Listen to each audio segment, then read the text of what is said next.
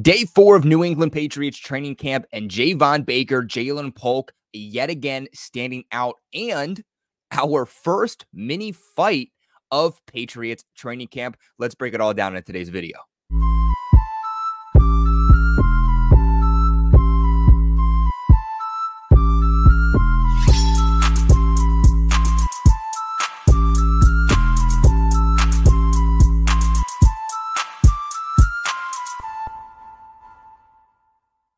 What's going on, guys? It's your boy Colby with Patriots Global, back here with another video, and today we are going to be recapping Day 4 of New England Patriots training camp. Now, the team did have off yesterday on Saturday. Sunday, they are back at it yet again. Now, we did recap the other 3 days of Patriots training camp. If you guys want to go ahead and check those out, I do highly recommend it, just because you're going to want to know what's happening each day to be able to have takeaways. What happened yesterday and how did this player bounce back from it? Now, if you guys also do want to go ahead and support the channel, check out some of the products from Fanatics below. There's some of my favorite products on a daily basis that I link down there for you guys. And when you guys do go ahead and buy those products that I list below from Fanatics, I do make a small commission off of it. So if you're going to get, like I always say, a Drake May jersey or another Patriots jersey or a Patriots shirt or a Patriots hat, consider looking at some of my favorite products below, because it really helps support the channel out.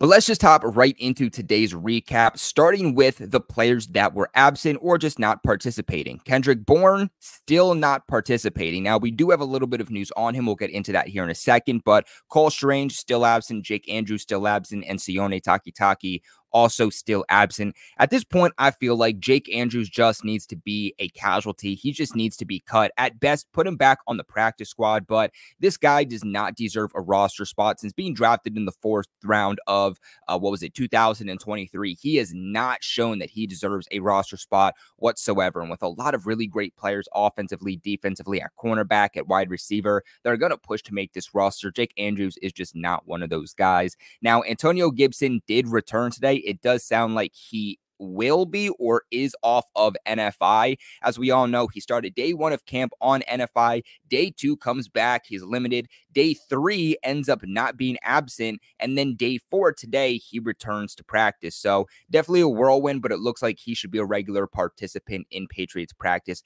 very, very soon. Players that were limited, though: Demario Douglas, Shaun Wade, and Marte Mapu. No real surprise here. You know, Demario Douglas and Marte Mapu were dealing with the same thing on day 3. Good news, though: Christian Barmore is off of the limited list. It looks like he was a full participant and back at Patriots practice. Now, like I mentioned about Kendrick Bourne, he was in uniform. He was present, but he was not wearing a helmet. He's not currently activated off of the PUP list, but he is very, very close to returning. He looks to be slotted in as the Patriots wide receiver 1, at least to start practice. So very, very pivotal to the Patriots offense that he does get back. Like I mentioned, there was a little bit of a fight today, our first fight of Patriots practice. Just a brief one, just a little scrap. It was between David Andrews and Javon Bentley. Andrews lost his helmet and then started swinging at Javon Bentley. Now, it wasn't said that any players were booted off of the practice field and were done for the day, but I'm sure that, you know, people got between the two players and just kind of broke it up, and that was that. But I mean, you don't really hear these type of players fighting. Maybe if it's in a joint practice with another team, but captains on offense and captains on defense fighting, that does not happen. Moving on to these quarterbacks, though, 11 on 11s, Jacoby Brissett was 3 for 5 today. Drake May was 6 for 9. Bailey Zappi was 2 for 3. And Joe Milton was a 1 for 3. In 7 on 7s, Jacoby Brissett was 5 for 8. Drake May was 5 for 7.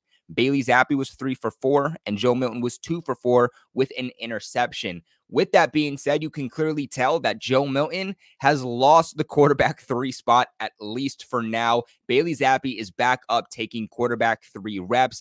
And I wonder if the Patriots are kind of just seeing the battle between Bailey Zappi and Joe Milton and seeing who is best there and giving both of those guys reps. It also wouldn't surprise me if maybe Joe Milton won the quarterback 3 spot, but then lost it, because he made some really good plays, but then there was also times where he was just zipping the ball so fast that players were just not able to catch the ball. And at the end of the day, being a quarterback, the first thing you got to do is make the ball catchable.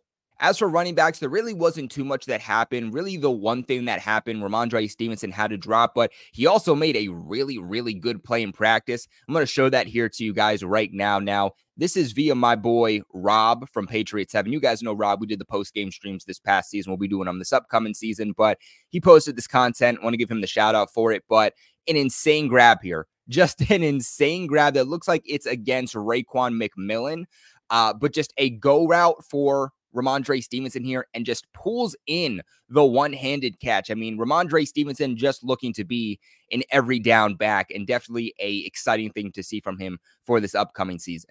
Moving on to these wide receivers, though, drops today. Kayshon Boutte had one, and Jaquay Jackson also had one. That is Jackson's second reported drop of practice so far. Now, Jalen Polk had a pretty good-sized catch over Jonathan Jones today in one-on-ones.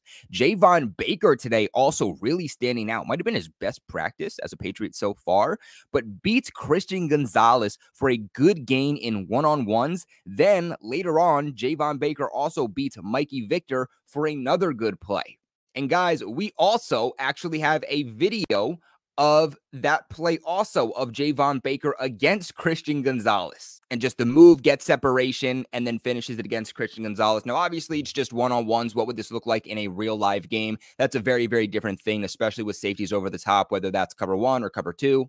Overall today, though, it sounded like Christian Gonzalez did get beat a couple of times, but, we'll get a little bit more into that when the defense comes along.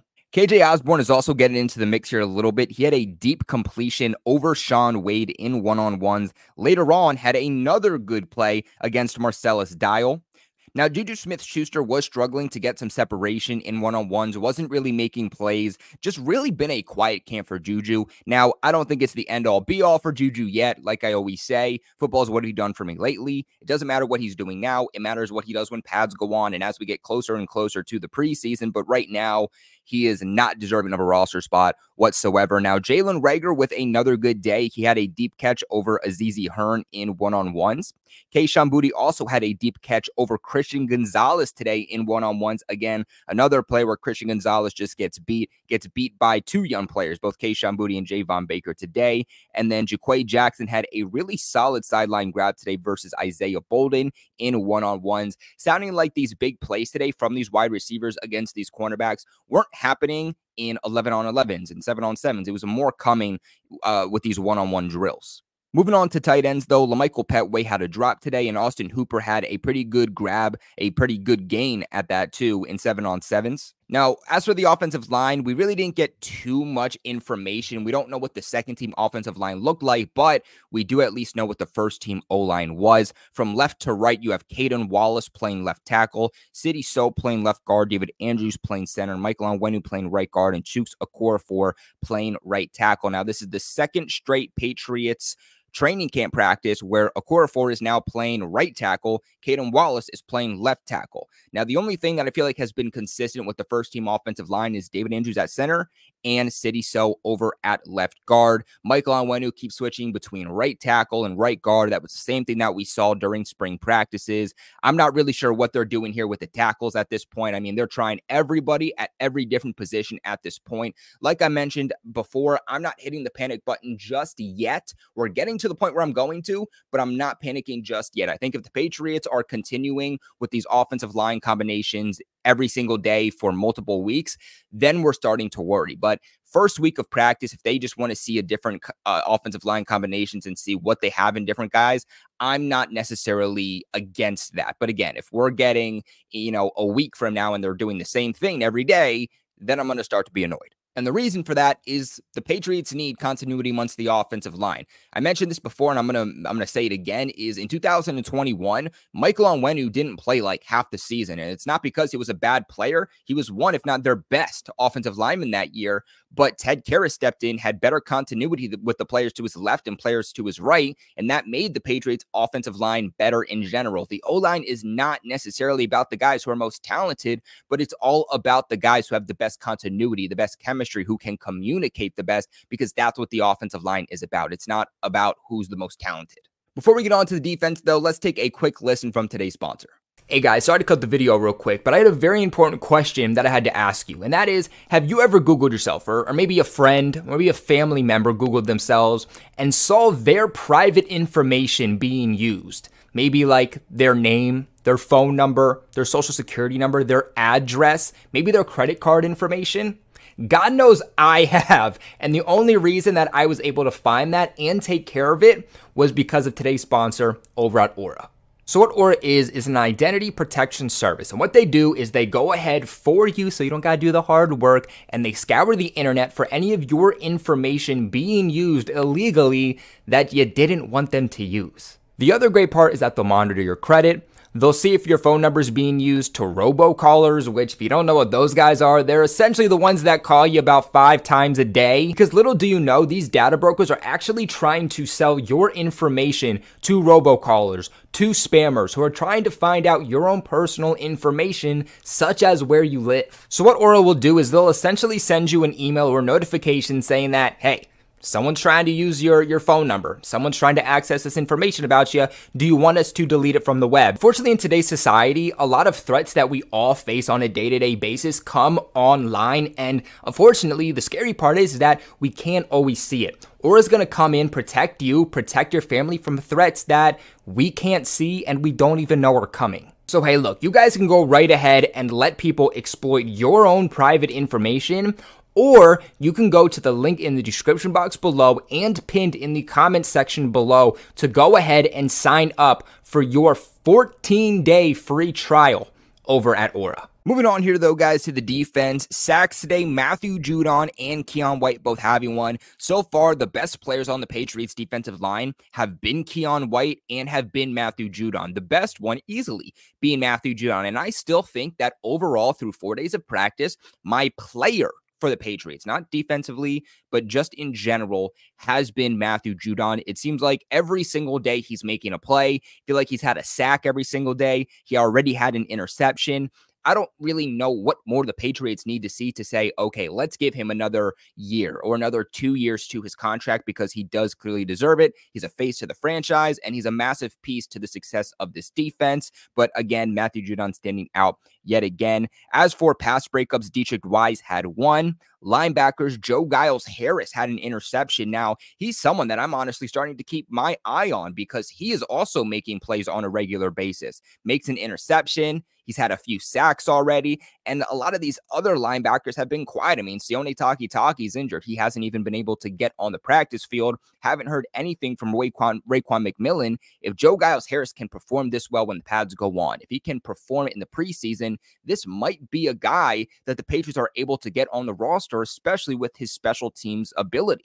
Moving on, though, to these cornerbacks, today you had Marcus Jones with 2 pass breakups, another very, very solid day for him. Jonathan Jones with the pass breakup, Alex Austin with the pass breakup, Isaiah Bolden with the pass breakup, and Mikey Victor with a pass breakup. As for the safeties, Jabril Peppers had a pass breakup, and then now we move on to special teams. Joey Slye today was the first kicker in team drills and to end practice. Now, we did see earlier on, just a couple of days ago in training camp, that Chad Ryland was the Patriots' first kicker, so Patriots are probably just swapping those guys to give them both opportunities.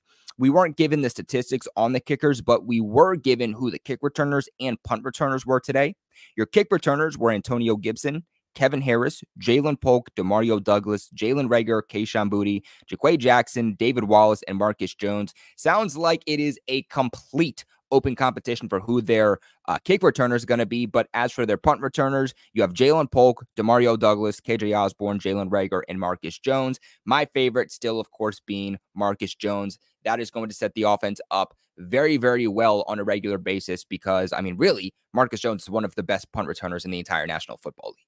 But guys, that is going to be your recap for day 4 of New England Patriots training camp. Make sure you guys check out our recaps from the other 3 days of Patriots training camp. But other than that, I will see you guys tomorrow for yet another recap. Appreciate you all so much for watching, all the new subscribers to the channel. But most importantly, guys, never forget, go Pats.